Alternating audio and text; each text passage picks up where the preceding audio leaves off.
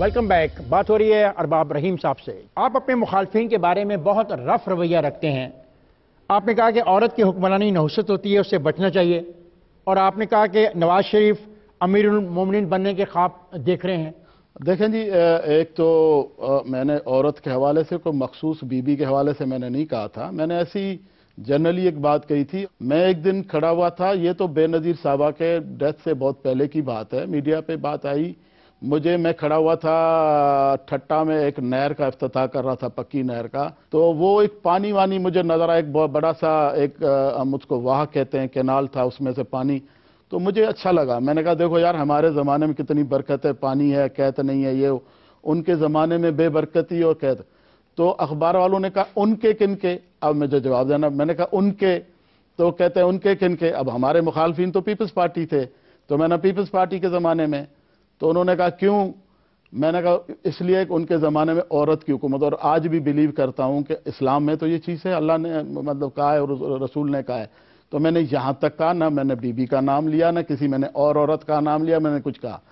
اب میں یہ کہتا ہوں کہ ان کی تو عورت کی حکومت کی میں بات کی تھی. میں اب تو میں مردوں کی حکومت میں بھی کہتا ہوں کہ بے برکتی اور نوست کا لفظ تو میں نہیں لیتا, کیونکہ اس لیے کہ وہ حکومت میں ہے. بہرحال بے برکتی اور جو صورتحال ہے وہ لوگ دیکھ لیں.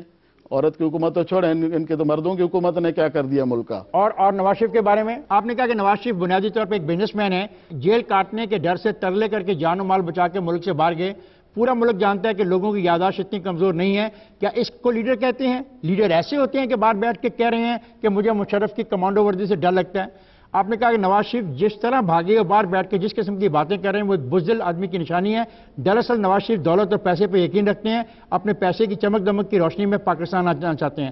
آپ نے کہا کہ نواز شریف جب وزیر اعلیٰ تھے تو انہوں نے وزیر اعلیٰ ہاؤس میں مغل شہنشاہوں کی تصاویر لگا رکھی تھی, اور ان تصاویر میں ایک جگہ خالی چھوڑ رکھی تھی, یعنی وہ امیر المومنین بننے کا خواب دیکھ رہے تھے.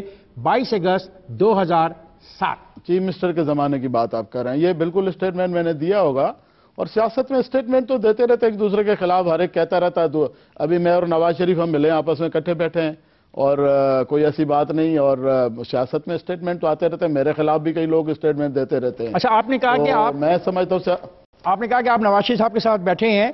کیا سر یہ جو حقیقت ہے کہ جو آپ کی سیٹ ایڈجسٹمنٹ ہے وہ 11% کی ہے, کہ 11% قومی اسمبلی اور صوبائی اسمبلی کی نشستیں ہم خیال والوں کو دیں گے پاکستان مسلم لیگ نواز والے؟ دیکھیں جی, اوورآل تو یہ ہمارے ایک ایگریمنٹ ہوا ہے, مگر سندھ میں شاید اس سے کم بھی ہو سکتی ہیں, زیادہ بھی ہو سکتی ہیں, کیونکہ وہاں سیٹ ٹو سیٹ ہے, اور اس میں کس کے پاس کینڈیڈیٹ اچھا ہے, میرٹ پہ کون کینڈیڈیٹ جیتے گا, کس کے پاس وہاں سیٹیں پہلے ہیں, میرٹ پہ کون جیتے گا, اس پہ جائے گا.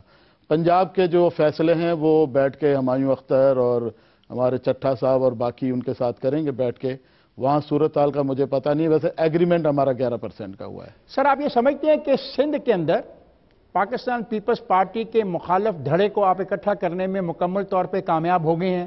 فنکشن مسلم لیگ, ہم خیال, وہاں کے نیشنلسٹ, جتوئی صاحبان کے گھر والے, کیا یہ سب اکٹھے ہو گئے ہیں پاکستان پیپل پارٹی کے خلاف؟ دیکھیں جی, مخالف تو اس وقت وہ ہیں کچھ لوگ ہمارے, جو میں تو یہ اس بات سے کہوں گا کہ جو ریکنسیلیشن اور کمپرومائزز کی سیاست کی وجہ سے بھی ہمیں بڑا نقصان ہوا. کچھ لوگ جو چلے گئے وزارتوں میں, پھر اب نکل رہے ہیں, اور پھر اب کہہ رہے ہیں کہ مخالف. بہرحال ابھی اس وقت یہ لوگ سارے مخالف ہیں, مگر اکٹھے ہو کے ایک دوسرے سے سیٹ ایڈجسٹمنٹ کر کے, اور اس کے فیصلے ابھی تک نہیں ہوئے ہیں. مینٹلی شاید ایگریڈ ہیں کہ ہم مخالفت کریں. مخالف ہاں, بلکہ میں یہ کہوں کہ اگر مخالف ہمارے جو ہیں وہ ڈیوائیڈڈ ہیں اور اپوزیشن گورنمنٹ جو ہے وہ کٹھی ہے, یہ بات ٹھیک ہو سکتی ہے, مگر ابھی تک میرے خیال ایز اٹ از ابھی تک کوئی فیصلے نہیں ہوئے ہیں. پاکستان پیپلز پارٹی کے خلاف ابھی تک سندھ میں کوئی مشترکہ متحدہ محاذ نہیں بن پایا. دیکھیں کہ بن تو رہا ہے, مگر ابھی تک جو کہیں کہ ایگریمنٹس ہوئی ہوں, سیٹ ایڈجسٹمنٹ کے فیصلے ہو گئے ہیں, اس طرح سے ابھی تک میرے خیال میں تو پریکٹیکلی نہیں ہوا ہے. الیکشن تو صرف 6 مہینے دور ہے. 6 مہینے بھی نہیں, کم ہے ابھی تو. میرے خیال میں 80-85 دن کے بعد اسمبلیز ڈیزالو ہونی چاہیے, اگر لیگلی جو مارچ کے 16 مارچ کے یا 18 مارچ کے حساب سے 2-2.5 مہینے رہتے ہیں, اس کے بعد الیکشن تو شروع ہو جائے گا. پھر تو 2-2.5 مہینے میں تو بہرحال اب کہتے ہیں نا ضرورت ایجاد کی ماں ہوتی ہے. جب الیکشن میں اتریں گے ایک دوسرے کے ساتھ تو سیٹ ایڈجسٹمنٹ بھی ہو جائے گی، ضرورت پڑے گی لوگوں کو، اگر جو اینٹی پیپلز پارٹی الیکشن لڑ رہے ہوں گے اگر دوبارہ اکٹھے نہیں ہوئے تو یہ بدقسمتی ہے اپوزیشن اس سیٹ ایڈجسٹمنٹ کی بنیاد صرف پاکستان پیپلز پارٹی دشمنی ہوگی، کوئی نظریہ نہیں ہوگا؟ میرے خیال میں یہ نظریہ ہی کافی ہے، جو انہوں نے ملک کا حال کیا ہے اس حال کو دیکھ کے اکٹھا ہونا بھی ایک نظریہ ہے، میں سمجھتا ہوں۔ سر میں ایک سوال کرنا چاہتا ہوں، آپ وزیر اعلیٰ سندھ رہے، قتل، اغوا برائے تاوان کی وارداتیں آپ کے دور میں بھی ہوتی رہیں اور آج بھی ہو رہی ہیں، آپ ان دونوں ادوار میں کیا فرق محسوس کرتے ہیں؟ ہمارے زمانے میں کم تھی، اور اگر ہوتی تھی، اگر کوئی اغوا ہوتا تھا میرے زمانے میں کوئی ایسا اغوا میں بندہ وہاں نہیں تھا جو مغوی واپس نہیں ہوا ہو، اور اگر ہوتے بھی تھے تو ہم ایکشن کرتے تھے۔ اور اب تو کھلی چھٹی ہے جناب، اب آپ سندھ میں جا کے لوگوں سے پوچھیں، شام کو موٹر سائیکل پہ نہیں نکل سکتے۔ کراچی میں خیر موبائل سنیچنگ اس زمانے میں بھی ہوتی تھی، پر اس طرح سے نہیں تھی جو اب ہو رہی ہے۔ اور کراچی میں جو ابھی سنائپر فائرنگ ہو رہی ہے، لوگ مارے جا رہے ہیں، روزانہ کوئی نہ کوئی خاص بندہ مارا جا رہا ہے، اس طرح سے نہیں تھا۔ اکا دکا سال 2 سال کے بعد واقعات پولیٹیکل بیسس پہ، جیسے بی بی کا ہوا یا اس طرح کے کوئی 2-4 ہوئے ہوں گے تو ہوئے ہوں گے، باقی اس طرح سے جیسے آج ہو رہے ہیں ایسے نہیں ہے۔ ارباب رحیم صاحب، جب 12 مئی کا واقعہ ہوا تو آپ کو کیا احساس نہیں ہوا کہ کراچی اسلحے کے ڈھیر پہ بیٹھا ہے، اور آپ کو بطور وزیر اعلیٰ اور آپ کو اور نہیں، میں اسلحے کا ڈھیر میرے سے پہلے کا لگا ہوا تھا، اسلحے کا ڈھیر میرے سے پہلے کا لگا ہوا تھا۔ یہ حقیقت ہے کہ اتنا آسان نہیں ہے اسلحہ کراچی سے نکالنا، یہ بھی انہوں نے اسلحے کا ڈھیر اس موجودہ گورنمنٹ نے تو بڑھا دیا، بلکہ ذوالفقار مرزا کا اسٹیٹمنٹ آپ پڑھیں کہ ہم نے اسلحہ لوگوں کو دیا ہے، تیتر مارنے کے لیے نہیں دیا ہے، ہوائی فائرنگ کرنے میں شادیوں کے لیے نہیں دیا، ہم لوگوں کو مارنے کے لیے دیا ہے۔ یہ تو انہوں نے بڑا، ہم نے کسی کو نہ اس طرح سے اسلحہ دیا، نہ کوئی گینگز کو پالا، نہ ہماری پارٹی کے اندر کوئی ملیٹنٹ گروپ ہے۔ بہرحال اس وقت بھی 12 مئی کو بھی یہ جو پولیٹیکل گروپ سے ہمارے پارٹیاں، اس میں ہماری پارٹی نہیں تھی۔ پچھلے دنوں کیس آیا، سپریم کورٹ میں مقدمہ گیا ایئر مارشل افضل خان کا، آپ کا بھی نام آ گیا کہ آپ نے بھی پیسے کمائے تھے، یہ حقیقت ہے؟ کتنے پیسے کمائے تھے میں نے؟ 2 ملین کروڑوں روپے؟ 2 ملین؟ نہیں، بالکل غلط بات ہے، کوئی میں نے 2 ملین نہیں لیے، اور میرے خیال میں تو فگر بھی اس میں اتنا نہیں تھا، مگر بات یہ ہے کہ یہ بریگیڈیئر حامد سعید کا حلفی بیان ہے آپ کے خلاف۔ میں بریگیڈیئر حامد سعید کو جانتا تک بھی نہیں ہوں، میں یہ قسم کھا کے کہہ سکتا ہوں آپ سے۔ تو اس کی آپ کی کوئی دشمنی ہے؟ شکل نہیں دیکھے، اس کی آپ کی کوئی دشمنی ہے کہ اس نے یہ بیان دے دیا؟ پتہ نہیں اب وہ یہ ایجنسیز والے پیسے کہاں سے لاتے ہیں۔ چلیں یہ مجھے یہ بتائیں، غلام اسحاق خان جب اس بندے کو جانتا نہیں تھا، وہ جو اس دن کیا نام ہے ان کا، جو بینک کا، وہ سندھ بینک کا کیا تھا، مہران بینک کا، اس کو جانتا تک نہیں، تو غلام اسحاق نے کہاں سے بلا کے ان سے پیسے، اس سے پوچھیں گے تم کیوں بانٹتے پھر رہے تھے بھائی، تم کس کھاتے میں بانٹتے پھر رہے؟ یا جو فوجی لوگوں نے جنہوں نے پہلے بیان دیے کہ ہم نے بانٹے ہیں، پھر کائے کو ڈانٹتے پھرتے ہیں اخبار والوں کو، شٹ اپ کال دیتے پھرتے ہیں۔ تو یہ ایسی انہوں نے اپنے، اب یہ ان کے فنڈز ہوتے ہیں، مس یوز کرتے ہیں، یوز کرتے ہیں، ہمیں نہیں پتا کہاں انہوں نے یوز کیے کہاں نہیں کیے۔ اور آپ نے پیسے نہیں لیے؟ بریگیڈیئر حامد صاحب سے میں نے کوئی پیسے نہیں لیے۔ ISI سے آپ نے پیسے نہیں لیے؟ MI سے آپ نے پیسے نہیں لیے؟ نہیں لیے میں نے۔ آپ پر اسمبلی میں حملہ ہوا اور آپ نے کہا یہ سب کچھ پری پلان تھا، اور اسی بنا پر آپ پاکستان چھوڑ کے دبئی چلے گئے۔ کیا آپ محسوس کرتے ہیں کہ پاکستان کی سیاسی جو صورتحال ہے اس میں کبھی کوئی لچک پیدا ہوگی اور لوگوں کے رویے بدلیں گے؟ میرے خیال میں ہمارے جو سیاسی لوگوں کے رویے اسی طرح سے ہیں، دیکھیں اور ملکوں میں بھی حکومتیں بدلتی ہیں، اور لوگ، انڈیا ہے، دوسرے جگہوں پہ کوئی اس طرح سے ملک چھوڑنا نہیں پڑتا۔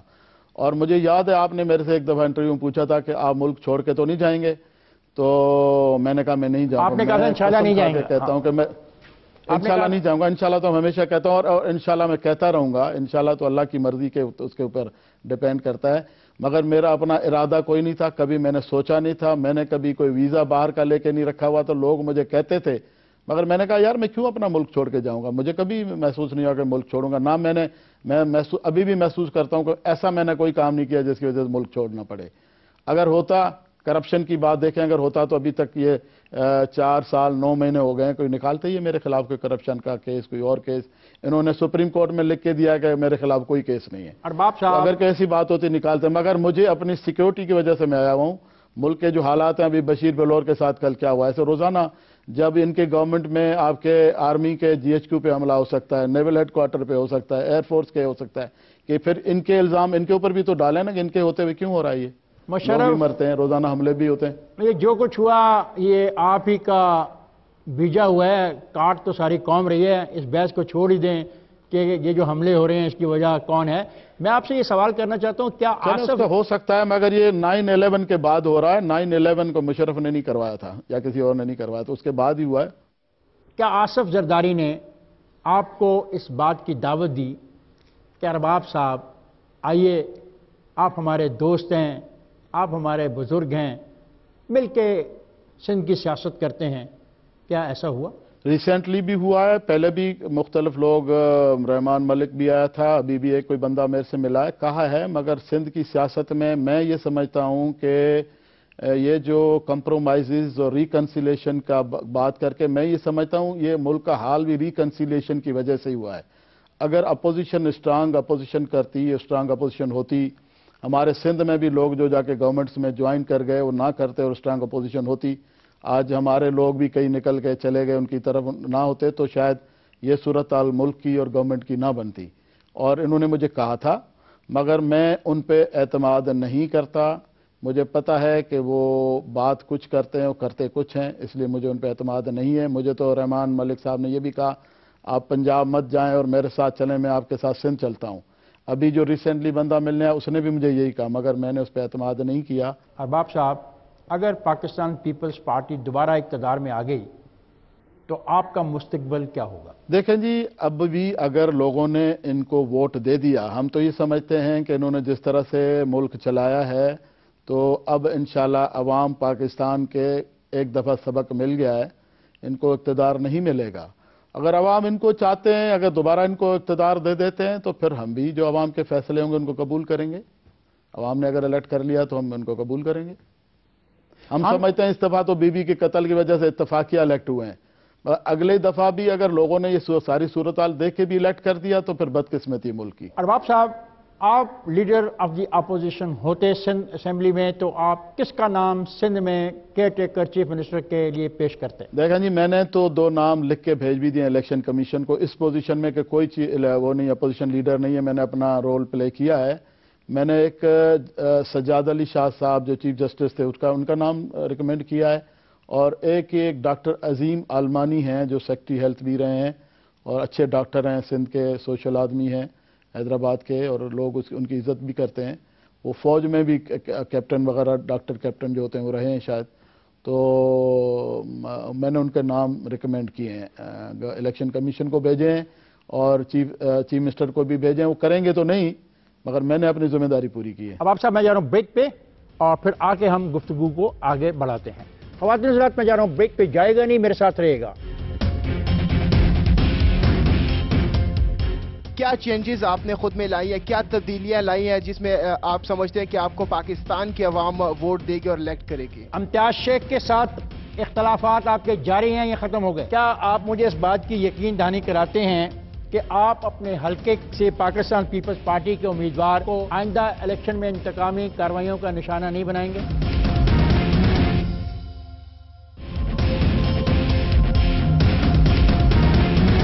ویلکم بیک خواتین حضرات، اب ہم چلتے ہیں آڈینس کے سوالات کے لیے۔ جی، آپ کا سوال۔ السلام علیکم، میرا نام مبشر ہے۔ جس طرح انہوں نے کہا کہ یہ بے نظیر کی حکومت میں بھی رہے تھے اور اس سے بھی یہ ناخوش، مردوں کی حکومت میں بھی رہے ہیں، یہ خوش کس سے ہیں؟ یہ بھی مردوں کی حکومت، نون لیگ میں بھی یہ تھے، اس کے بعد جنرل پرویز مشرف کے ساتھ بھی تھے، پیپلز پارٹی میں تھے، تو یہ خوش کس کے ساتھ ہیں؟ اور یہ فائنل ایئر میں MBBS کو چھوڑ کے پالیٹکس میں آ گئے تو اس کا کیا مقصد تھا؟ یہ مطلب جہاں جاتے ہیں وہاں پہ نہیں، جہاں اپنا فائدہ نظر آتا ہے وہاں پر جاتے ہیں، یہ ایک پارٹی کیوں نہیں کر لیتے؟ دیکھیں جی، نون کے ساتھ میں انڈیپینڈنٹ پوزیشن میں MNA ضرور تھا، سپورٹ کر رہا تھا، میں نہیں تھا۔ پیپلز پارٹی بھی میں نے غلطی سمجھا میری کہ میں نے جوائن کر لی، اور اس میں اگر میں نے اپنے آپ کو فٹ نہیں سمجھا تو ابھی میں ہم خیال مسلم لیگ کا صدر ہوں، میں یہاں بڑا خوش ہوں۔ انشاءاللہ آپ دعا کریں، اس پارٹی کو ہم آگے لے جائیں گے اور خوش ہیں۔ اور جب میں چیف منسٹر آف سندھ میں تب بھی میں خوش تھا، ناخوش نہیں تھا، آپ کو نظر نہیں آیا ہوگا۔ جی، اگلا اور سوال۔ بندہ اپنے فائدے کے لیے ہر ایک کرتا ہے، اپنے فائدے کے لیے ہر ایک کرتا ہے، انسانی نیچر ہے یہ۔ آپ کا سوال۔ अस्सलाम वालेकुम सर, जहांगीर खान नाम है मेरा, जिना कॉलेज से ताल्लुक़ है मेरा। सर क्वेश्चन ये है कि मेरा ये क्वेश्चन ये है कि जैसा कि आपने मुशर्रफ के दौर में वज़ीर आला सिंध रहे, लेकिन उस दौर में 5 साल में आपसे स्पेशली सिंध की अवाम कुछ ज़्यादा खुश नहीं थी, जिसकी बिना पर आप इलेक्शन हारे। आज 5 साल गुजरने के बाद क्या एक्सपेक्टेशंस करते हैं आप पाकिस्तान की अवाम से? आप क्या चेंजेस आपने खुद में लाई है, क्या तब्दीलियाँ लाई हैं जिसमें आप समझते हैं कि आपको पाकिस्तान की अवाम वोट देगी और इलेक्ट करेगी? 5 साल तो मैं पहली बात ये नोट कर लें कि हमारे लोगों की याददाश्त बड़ी कमज़ोर है। पहले 1.5 साल अली मोहम्मद मेहर साहब था, मैं था ही नहीं 5 साल। और दूसरी ये बात है कि सिंध के लोग मेरे से नाखुश नहीं है, बड़ा चाहते हैं। उस ज़माने में बीबी के कत्ल में ये चीज़ बनाई गई और एक पार्टी के लोग मेरे से ज़रूर नाखुश हैं, बाकी सिंध के अवाम मेरे से नाखुश नहीं है। और पाकिस्तान के अवाम के हवाले से हम अपने आप को प्रेजेंट ज़रूर करेंगे, मगर अभी मैं ये क्लेम नहीं कर रहा हूँ कि पूरे पाकिस्तान में हम स्वीप करेंगे या उसकी नुमाइंदा हम जमात हैं। इसीलिए तो हमने मियाँ साहब से कोलिशन की हुई है और बाकियों से भी हम कोलिशन करेंगे, जो भी हमारे साथ मिलकर करना चाहेंगे। मैंने ये क्लेम ही नहीं किया कि मैं पाकिस्तान का बहुत बड़ा लीडर हूँ तो मैं पूरे पाकिस्तान को स्वीप करूंगा, ये मैंने बात नहीं की है। जी आपका सवाल। साहब मेरा आपसे सवाल ये है कि अगर हमारे मुल्क में कोई तालिब इल्म नकल करता पाया जाए तो कानून के तहत 3 साल के लिए वो किसी यूनिवर्सिटी में दाखिला नहीं ले सकता, ना इम्तिहान दे सकता। लेकिन आपके सियासतदान जो जिनकी डिग्रियां ही मुकम्मल जाली है, लेकिन फिर भी वो सियासी तौर पर किसी भी सियासी पार्टी ने उन्हें मुजरिम करार देते हुए कोई सजा नहीं दी, बल्कि उन्हें और नवाजा किया। देखें जी, बिल्कुल मैं आपकी बात से बिल्कुल मुत्तफिक हूँ कि झूठी डिग्रियां सियासतदानों की तो होनी नहीं चाहिए। जिन लोगों का काम है झूठी डिग्रियों का, झूठे गलत कामों का रोकने, अगर वो खुद झूठी डिग्रियां लेके आ जाएं तो फिर आवाम को कुछ नहीं कह सकते आप। बिल्कुल आपकी बात ठीक है, सज़ा मिलनी चाहिए थी, मिले, अभी भी मिले, और झूठी डिग्री वालों को बिल्कुल मिलनी चाहिए। पहली बात तो मैं इस बात से हूँ कि पाकिस्तान का सिस्टम झूठी डिग्रियों को यूनिवर्सिटी में देने वाला, ये सिस्टम ही मतलब एक दुनिया में कहीं भी नहीं, हमारे पाकिस्तान में है। उसको रोका जाना चाहिए। और हम अगर कोई करता है, हम मेरा जैसा कोई करता है तो उसके पीछे पड़ जाते हैं कि जी ये बहुत सख्त है, ये सख्त बयान देता है, ये सख्त कहता है। तो हुकूमत सख्त लोगों से चलती है, बिल्कुल वो जो मोम के लोगों से नहीं चलती हुकूमतें। मोम के लोगों से हुकूमतें नहीं चलती।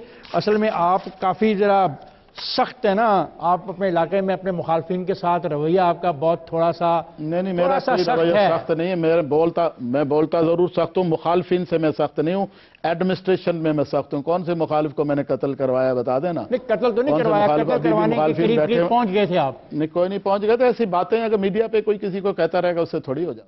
आपका सवाल। मेरा सवाल है कि आप मुशर्रफ के साथ हुकूमत में रहे, आप क्या समझते हैं कि इस मुल्क के लिए डिक्टेटरशिप ज्यादा फ्रूटफुल है या जमहूरी हुकूमत? अगर डिक्टेटरशिप फ्रूटफुल नहीं है तो आपका वजह इक़्तिदार क्या था? देखें जी, मेरा वजह इक़्तिदार ये था कि उस वक्त इलेक्शंस हुए थे। मैं अपने नेशनल अलायंस का एक एसडी हमने बनाया था सिंध में, उसके प्लेटफॉर्म से हम इलेक्ट हुए थे। हम इलेक्ट होकर आ गए थे। एक असेंबली थी जिसमें नून भी, पीपल्स पार्टी भी, सारे उस असेंबली में बैठे हुए थे। अब उस असेंबली में अगर एक गवर्नमेंट बन गई और जो इलेक्टेड गवर्नमेंट थी उसमें हम इलेक्टेड गवर्नमेंट में साथ थे उनके, तो उसमें बाकी लोग भी सारे शामिल थे। अगर अपोजिशन, अगर बाकी लोगों ने भी इलेक्शंस लड़े और हुकूमतों में तो ना बैठे, मगर इसी असेंबली में बैठे थे, इसी तरह से हम असेंबली में बैठे थे।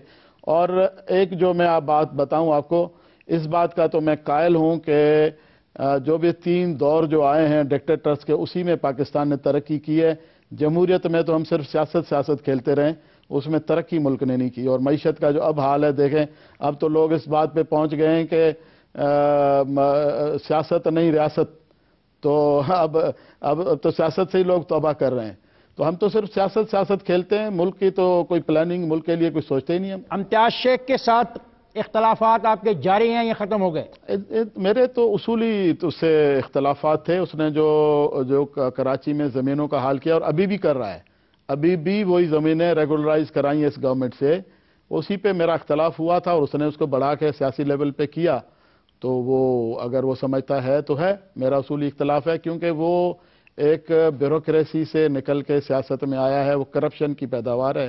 तो इस हवाले से मेरा उससे मतलब इसी चीज़ पे इख्तलाफ है और तो कोई इख्तलाफ नहीं। अरबाब साहब, क्या आप मुझे इस बात की यकीन दहानी कराते हैं कि आप अपने हलके से पाकिस्तान पीपल्स पार्टी के उम्मीदवार वली मोहम्मद रहीमों को आइंदा इलेक्शन में इंतकामी कार्रवाइयों का निशाना नहीं बनाएंगे? देखें जी, वली मोहम्मद रायमू का तो हाल ही में मुझे मैसेज आया कि वो मुझे ज्वाइन करना चाह रहा है।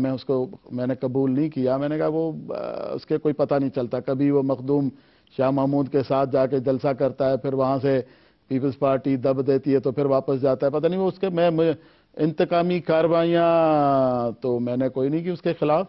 बहरहाल वो उसने जितने वोट ले लिए, आप पूछ लें कितने वोट लिए, उस इतने बड़े बीबी की शहादत के बावजूद भी उसको वो लोगों ने वोट ही नहीं दिया। अब तो खड़े होने की पोजीशन में मुझे भी मैसेज भेजा है कि वो मेरी पार्टी में आना चाह रहा है। मैंने कहा नहीं भाई, थैंक यू वेरी मच। आप उनके खिलाफ इंतकामी कार्रवाई तो नहीं करेंगे ना, अगर वो आपके खिलाफ इलेक्शन में लड़ेंगे तो? इस वक्त मैं कैसे कर सकूंगा? इस वक्त तो मेरे साथ इंतकामी कार्रवाई हो रही है, उनके साथ हो रही है। चले, उन्होंने मेरे लोगों और इन्होंने जो इंतकामी कार्रवाई की, कोई 2-4 हज़ार केसेस उन्होंने दाखिल कराए हमारे लोगों पे, लोगों के मारा पीटा है, लोगों रोज फायरिंगें कर रहे हैं।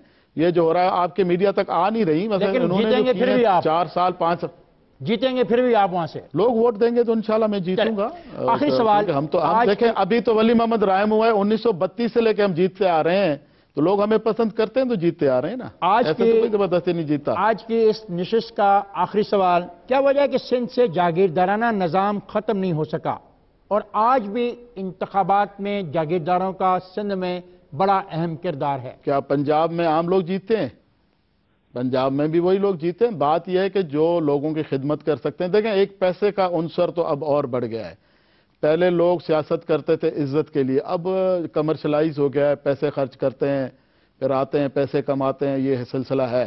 पर जिन लोगों का लोगों से ताल्लुक है पुराना, वहाँ पे जागीरदारी तो अब रह नहीं गई। कोई भी जागीरें तो अब है नहीं। 2 दफ़ा 3 दफ़ा लैंड रिफॉर्म्स आ चुके हैं, अभी भी जागीरें हैं। 200 से ज़्यादा किसी के नाम पे ज़मीन रखी नहीं जा सकती। अब इस वक्त अगर सबसे बड़ा जागीरदार है तो वासिफ ज़रदारी है। मैं आपको ये क्लियर कट कहता हूँ कि 5-10 हज़ार या 20 हज़ार एकड़ ज़मीन अगर है अकेले बंदे के पास तो उसके पास और किसी के पास नहीं है। इवन जतोईस के पास भी नहीं है, पगारों के पास भी शायद नहीं होगी। तो अभी मेरे ख्याल में अगर होगी भी तो अपने नाम पे नहीं होती है, मुख्तलिफ झूठे नामों से तो कोई भी रख सकता है। अफसरों ने, ब्यूरोक्रेट्स ने भी रखी हुई है। पर जागीरदारी की बात नहीं, जागीरदारी की बात होती तो मुमताज़ भुट्टो भी जीतता, इलेक्शन में हार जाता है। पीर पगाड़ो भी एक दफ़ा इलेक्शन में हारा है।